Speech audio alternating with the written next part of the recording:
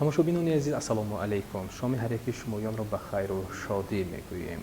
умедвор ҳастем ки хуб ва солимед ва чун ҳамешагӣ ҳафтаи як маротиба барномаи тиббии тавсияи табибон манзури ҳар яки шумо гардонида мешавад. ин шом дар меҳмонии барномаи мо муҳтарама аминҷонова дилноза равшановна, сироятшинос, муовини сартабиб оид ба корҳои ташкилотии беморхонаи касалиҳои сирояткунандаи шаҳри хуҷа.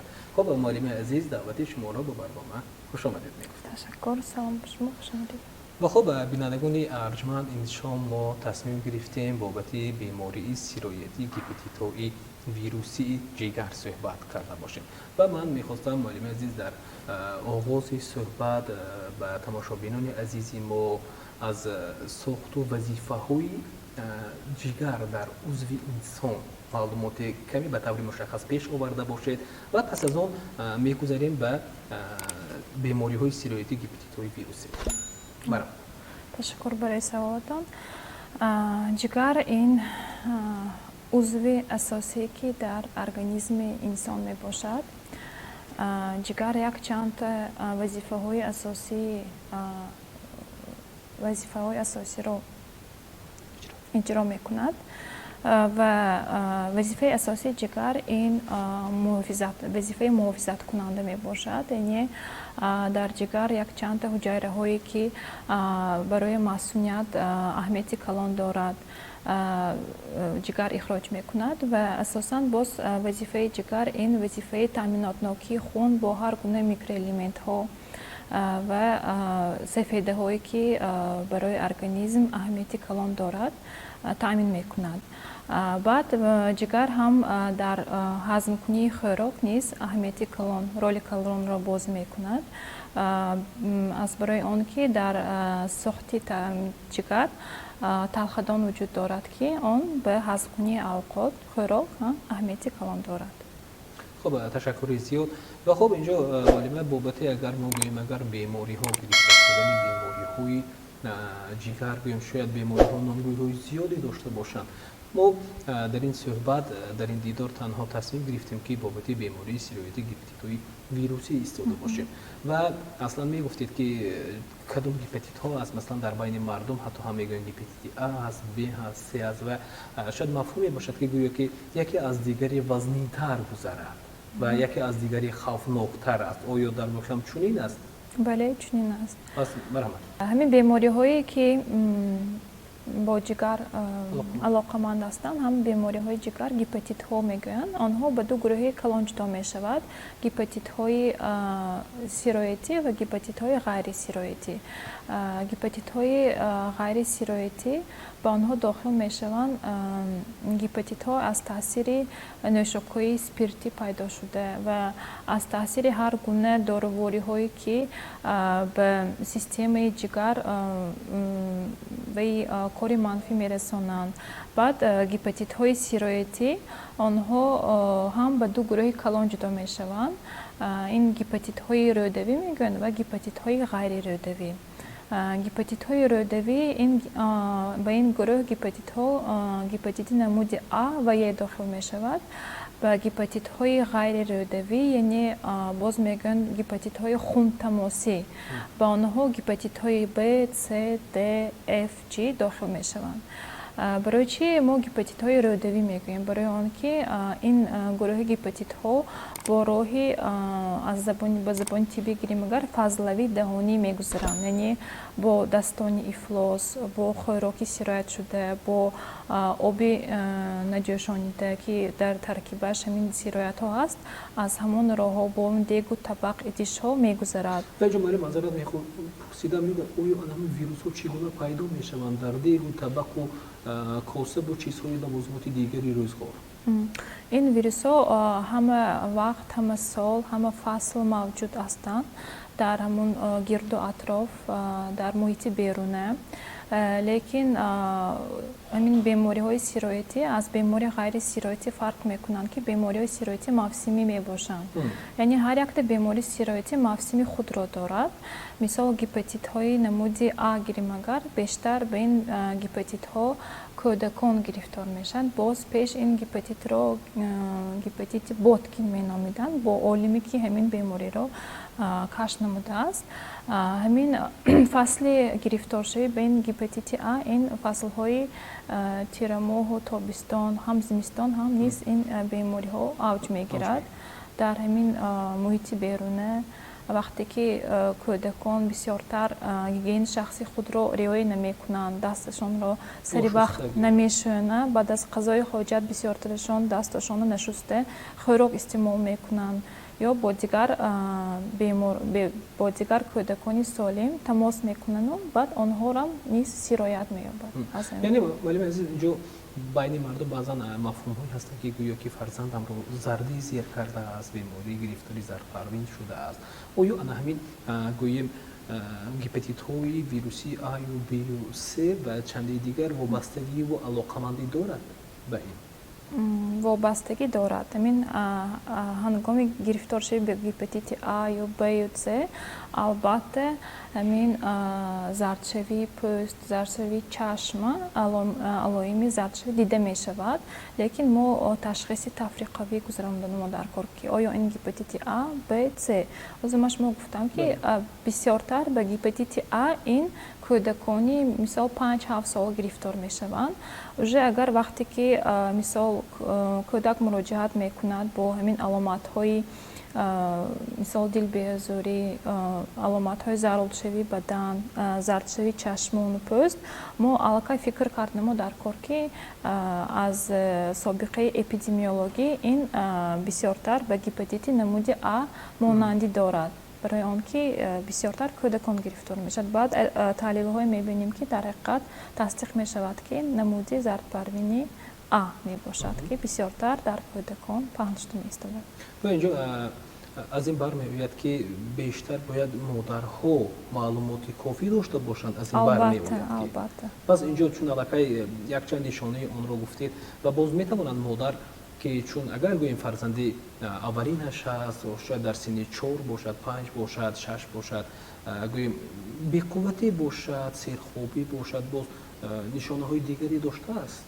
гепатитҳои ҳамин сироятӣ аз гепатитҳои ғайри сироятӣ, аз бемории ғайри сироятӣ фарқ мекунад, ки давра ба давра мегузарад.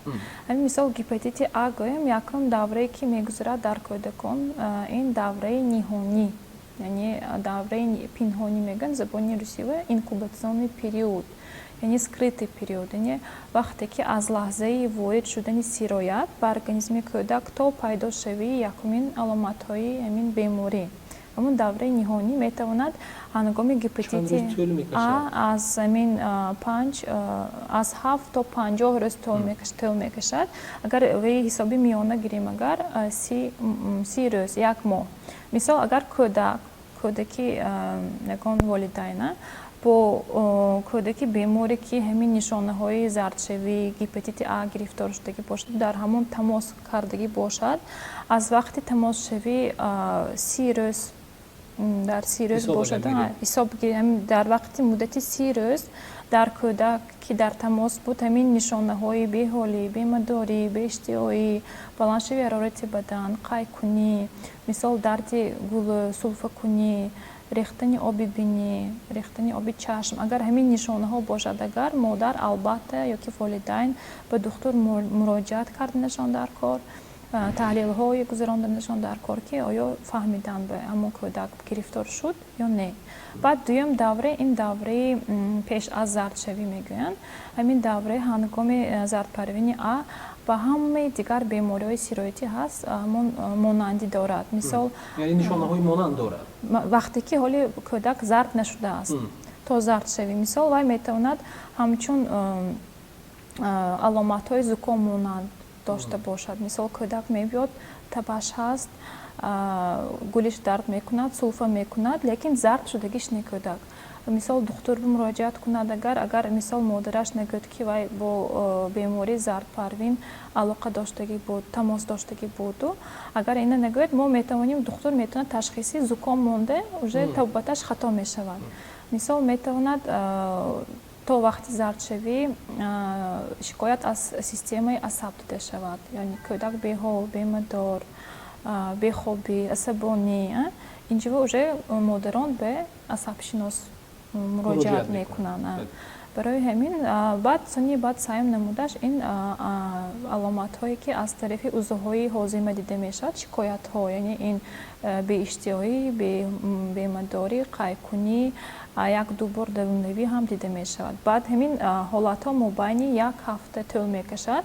баъд аз як ҳафта уже давраи зардшавӣ пайдо мешавад, яъне кӯдак уже зард мешавад, уже маълум ки ба бемории зардпарвини А гирифтор шуд. инҷо маълума тасаввур мекунем як тифли ба ин беморӣ гирифтор шуд, яъне гирифтор шуд ва чун модар ба як табиби дигар ба ташхис бурд ва чун аллакай нишонаҳое ки гуфти хело монанд аст ва шурӯъ кардан ба гирифтани табобати асаб.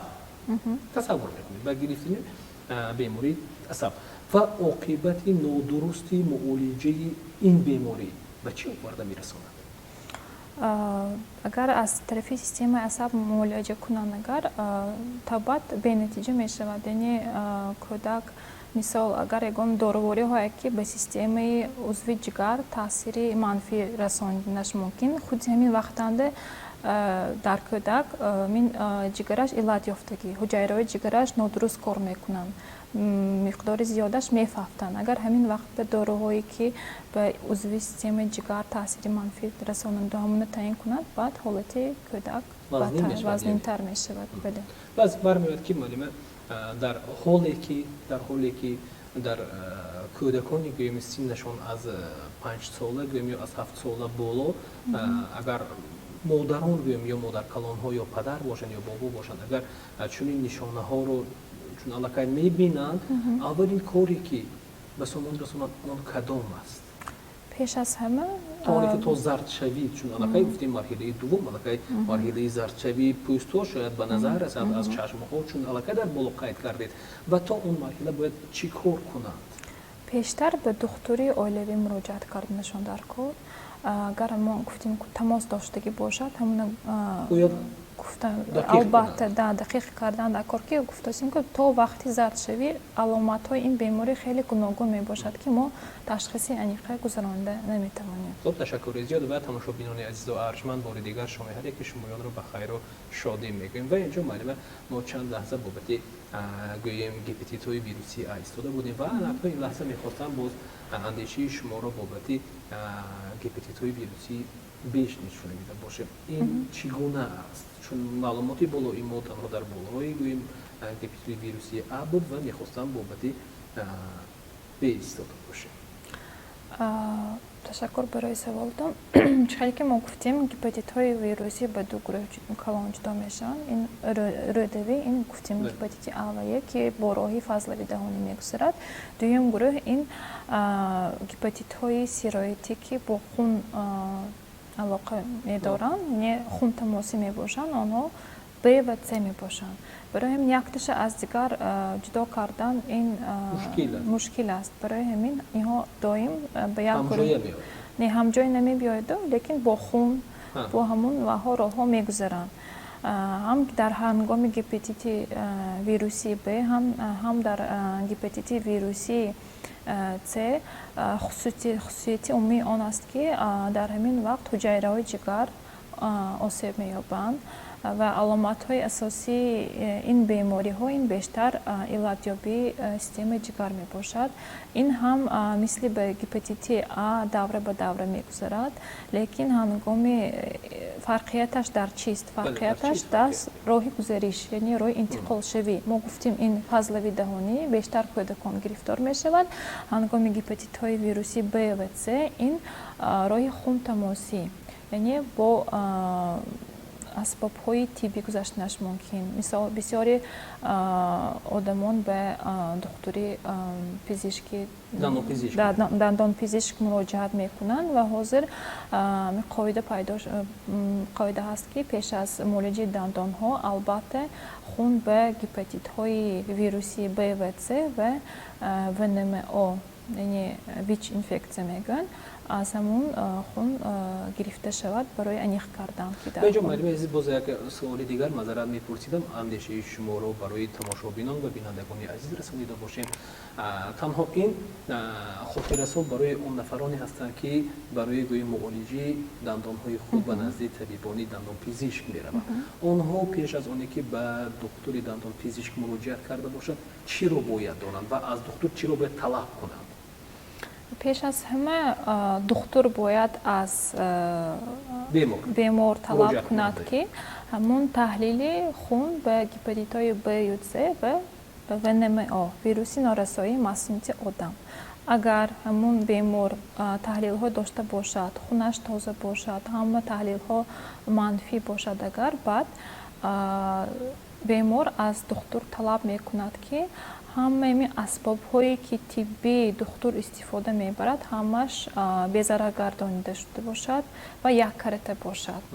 ҳамон вақт метавонад бемор ба ин бемори сироятӣ гирифтор нашавад. Мисол ҳаст ҳодисаҳое ки инҳо бо таҳлилҳои манфӣ бо хуни тоза муроҷиат мекунанд, баъд ҳангоми баъд аз муолиҷаи дандонҳо баъд аз 2 маҳ 3 маҳ ташхис мегузаронанд ки аллакай дар хунашон ё намуди Б ё намуди С дарёфт карда шудагӣ. ин уже метавонанд роҳие ки аз роҳи гузариш мо метавонем фикр кунем ки ин аз асбобҳои тиббӣ таъмиз накарда шуда. ин якум роҳи гузариш. Боз ҳаст ки беморон ягон бемори вазнини ғайрисироятӣ мегузаронанд, дар он вақт ба он беморон мумкин камкунии вазнин дида мешавад. ҳамон вақт уже мо маҷбур мешем ба ҳамон беморон хунгузаронӣ. Дар ҳамин вақта метавонад, агар дар хуни ки мегузаронанд вирус омехта бошад, аз ҳамон роҳ ҳам гузаштанаш мумкин. Дуюм савим роҳ ин вақте ки мисол ҳозир ҳама ба кошонаи хусн мераванд бисёртар. Намунҷо ҳам ҳамаи асбобҳое ки дар ҳамон кошонаи хусн истифода бурда мешавад, ҳамаш як карата бошад. Бояд талаб намоянд. Талаб албатта бе ҳамин корбарӣ кардан тамоман мумкин нест, ман аст. Ташаккури зиёд. Ба инҷо маълуме, баъзан вирусҳое ҳастанд ки дар ҳароратҳои гуногун чӣ дохили хонагӣ бошад, чӣ берунӣ бошад, нобуд мешаванд. Оё ин гепатитҳо низ чунин хусусият доранд, хусусияти нобудшавӣ? Масалан, агар гуфтем тахмин кардем дар берун ҳарорат 35-40 дараҷа ҳаст, гармӣ ҳаст ва ё дар дохили хона гирем нисбатан пасттар аст, дар кадом ҳолатҳо нобуд мешаванд ин вирусҳо?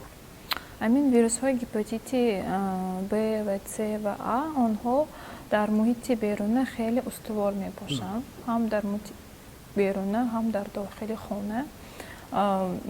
Муддати чанд рӯз, як ҳафта, як маҳ метавонанд фаъол боқӣ монанд дар ҳамин ҷойҳои муҳити зист. Бинобар ҳамин, мисол агар кӯдак ба гепатити А гирифтор шудагӣ бошад, албатта ҳамин асбобҳои кӯдак ки ҳастанд, деку, табоқу идишҳое ки ҳамон истифода мебарад, ҷудо алоҳида карда шавад, бо ҳамин маълулҳои безарар гардонида шуда, антисептикҳо шуста шавад ва ҳатто агар дар беморхона кӯдак бо волидайнаш бистарӣ шавад, агар мо тавсия мекунем ки ҳамин либосе ки шумо дар ҳамин ҷо истифода бурдед, дигар истифода набаред, барои он ки онҳоям метавонад манбаи сироят шуда тавонад. Ташаккури зиёд. Ва ман инҷо мехостам маълуме дар қисмати дигари суҳбатамон бобати муолиҷа аз чанд то чанд рӯз тӯл мекашад муолиҷаи ин намуди бемориҳои сироятӣ, гепатитҳои вирусӣ ва дар ҳолати гӯем дер муроҷиат кардан бо чӣ меанҷомад ва то имрӯз аз оғози сол то имрӯз гуфта метавонед ки чанд нафар шаҳрвандон бо чунин гирифтории беморӣ муроҷиат кардаанд? Шукр барои саволтон. табобати гепатитҳои вирусӣ аз ҳамдигар ҳам фарқ мекунад, ҳам табобати ҳам гуногун аст, ҳам вай муҳлаташ ҳам ҳаст. Мисол агар гирем гепатити А, ки бисёртар кӯдакон гирифтор мешаванд, давраи сиҳатёбӣ, яъне охирон даврае ки мегузарад дар ин беморон давраи сиҳатёбӣ мебошад, он хеле тӯл мекашад. Тӯлонист. Аз 1-3 маҳ метавонад то 6 маҳ ё ки 1 сол тӯл кашад. ин маънои он дорад ки вақте ки дар беморхона ё ки дар хона бистарӣ табобат мекунад, муолиҷа мегирад, ҳамун кори ҷигар, ҳуҷайраҳои ҷигар пурра ҳоли барқарор нашудаанд. Барои барқароршавӣ ҳамин вақт дар кор, муҳлат дар кор, ки мобайни 6 моҳ ё ки 3 моҳ ё ки 1 сол. ҳамин мо тавсия мекунем ки реҷаи хӯрокӣ, яъне парҳезӣ мобайни бениҳоят вазни гузарондагӣ бошад, мобайни муддати 1 сол парҳезиро риоя кунад. Аз 6 моҳ то 1 сол. Яъне парҳезӣ риоя карда шавад, баъд аз корҳои ҷисмонӣ дур карда шавад, барои он ки ҳоли ҷигар метавонад боз аз дигар ҳамин ҳуҷайраҳош вайрон шавад. Барои ҳамин бисёри волидайно мегӯянд, ки ман кӯдакам як маротиба ба гепатити А гирифтор шуд, боз такрор шуд.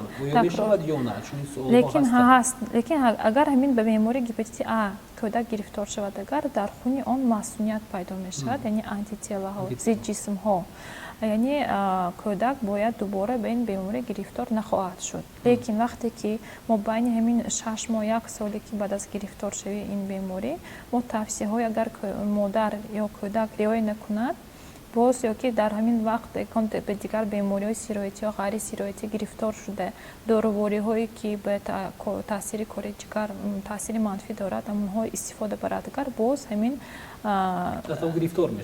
вируси гепатит А неё, лекин ҳамун кори ҷигар боз вайрон шудаш мумкин, боз кӯдак зард шудаш мумкин, зардшави чашмону ҳамин аломатҳои заҳролудӣ дар кӯдак дида мумкин аст. ва инҷо Марим азиз, ман як суоле ки ин лаҳза мехоҳам посухашро аз шумо шунавиданӣ бошам. Шояд чунин беморҳое ҳам бошанд, ки ба унвони шумоё муроҷиат карда бошанд. Албатта ин якум аст, худмуолиҷа аст. Худмуолиҷа дар шароити хона аст ва ҳатто шояд шунавида ҳам бошед ё чуналка дар боло гуфтем муроҷиат ҳам карда бошанд. баъзан нафароне ҳастанд, ки агар дар хона гӯем кӯҳансолон ё бобо ё биби агар модаркалонашон бошанд, ҳамеша агар зери тарбияи онон бошанд, баъзан мегӯянд, ки истеъмоли яъне пешоби худи нафари бемор метавонад шифо ёбад. То чӣ андоза ин асос дорад? Яъне чун ӯ худ бемор аст ва чун пешоби худро боз худаш истеъмол кунад, яъне меша. Не таҷриба набуда, лекин ман намешунидам, ки баъзи нафарон истеъмол мекунанд. Ин табобати ғайри тиббӣ мебошанд. Дар ҳамин ваи тиббӣ мо инро истифода намебарем. Агар маслиҳат ҳам намедиҳад табибон. Бале. Агар мисол агар кӯдак мисол ба гепатити А гирифтор шудагӣ бошад, ҳамин табобати асосӣ бедороворӣ ҳам гузаронида мумкин аст, табобат кардан мумкин аст. Бедороворӣ пеш аз ҳама ин якум реҷаи бистарӣ, дуюм ин мизи парҳезӣ. Ҳамин хӯрокҳое ки ҷӯшонида шудагӣ дар беравғану бевай фақат ҳамин меваю сабзавотҳои тару тоза бошад ва бисёртар ин саём ин нӯшокии зиёд. Чанд қадар ки кӯдак зиёд менӯшад, ин метавонад ҳар гуна шарбатҳо бошад, ҳар гуна обҳои минералии бегаз бошад амоҳо ва ҳамин маълуҳое ки борамашка ё дигар шарбати ҳуҷ, шиповник амоҳо ҳам таъсири фоидаовар мерасонад. Ҳамин сете агар кӯдак ҳамин се чизро риоя кунад, реҷаи бистарӣ, мизи парҳезӣ, нӯшокии зиёд, ваи давраи ҳамин гузаришаш сабук ё миёна вазнин бошад, агар албатта шифо меёбад. Ташаккури зиёд. Хуб, тамошобинони азизу арҷманд, мо чун аллакай дар боло гуфтем, мо ҳамагӣ наздик 30 дақиқа дар меҳмонии хонадони ҳар яке шумо ҳастем ва мо то ин лаҳза кӯшиш намудем, ки бобати бемории сироятии гепатитҳои вирусӣ А ва Б ву С муҳтарама Аминҷонова Дилноза Равшановна فکرهای خود را بابت پیدایش، پیشگیری و راههای معالجه آن برای هر یکی ما و شما پیشنهاد نموده است. و من اینجا میخواستم معلومه بابت چون گفتیم علاقه راههای معالجه ویروسی به فکرم نگفته مونده و چون اندیشه شما رو با این جمع بست خواهیم کرد. هنگامی طبیعت گیپاتیت‌های B C در اینجا نیز هم رژه بیستری، میزی خوراکی و نوشاکی زیاد اهمیتی کلان دارد، لیکن در این وقت اگر مثال گیریم نسبت به گیپاتیت A، گیپاتیت B C وزنین‌تر می‌گذرد. یکی از عارضه‌های اساسی این می‌تواند به سرطان جگر تبدیل یابد یا که به سیروز جگر.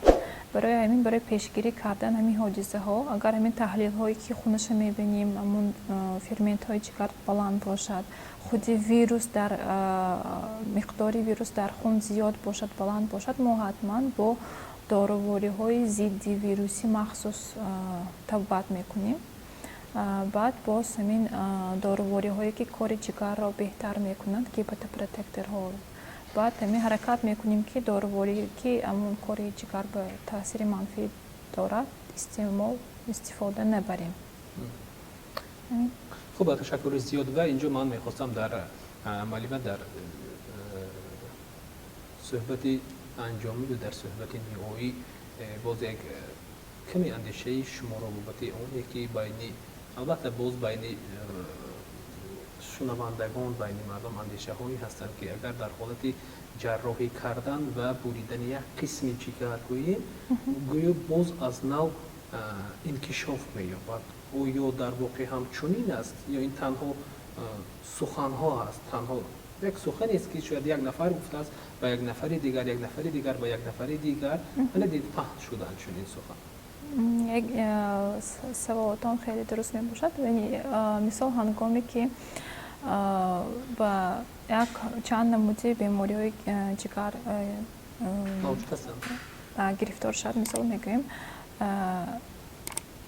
همون وقت به یک قسمی جگر را برند اگر یکی از فونکسی اساسی این جگر دگنراتوری می باشند، یعنی باز نو حجره های جگر می تواند برقرار شود و این گفتنی ها و اساس دارد. تشکر زیاد. و اینجا در فرجام صحبت چی مصلحت و چی اندیشه های خود را تا به تماشابینان خواهید رسانید. چی گفتنی هست تا اونی که همیشه سالم باشند، تا اونی که همیشه جسمشان، خاندانشان؟ گفتنی هستم که در همین فصل‌های تابستان نزدیک شداست، هوا به نهایت گرم میشد. خود در همین حالت ارگانیسم هم کودکان هم کلانان به آب شدنش ممکن. تامینات نوکی با آب بسیار تر می شود. برای همین پیش از همه به والدین و کودکان توصیه می کنم که این حتما رعایت کردنی گیگین شخصی خود، این تست شستنی دست ها، رعایت کردنی همین گیگین شخصی خود و بسیارتر استعمال کنی نوشاکی. همین شخص سالم باید در معیار همین در 24 ساعت از 2 تا 3 لیتر آب استعمال کند. اگر همین کارهای رعایت کنند اگر شاید به بیماری‌های سیرایتی گرفتار نشود. تشکر زیاد. و خب تماشابینان عزیز و ارجمند، این بودند صحبتی که ما این شام در مهمانی برنامه ما بودند محترم امین جان و دلنازه روشن‌اند. معاون سرطبیب اوید به کارهای تشکیلاتی بیمارخانه کسلی‌های سیرایت کننده شهر خوجند و اینچنین سیرایت شناس بابت بیماری سیرایت‌های گیپاتیت‌های ویروسی تا این لحظه با هر یک شما صحبت داشتیم و در همین جا باشد ما برنامه رو به انجام میرسانیم و با امید خانه آبادی، با امید سربلندی هر یک شما تا برنامه‌های دیگر تا هفته دیگر با هر یک شما خداحافظی میکنیم. باقی میگوییم تن صحت و خانه آباد همیشه پیروز و شاد باشید. خیر.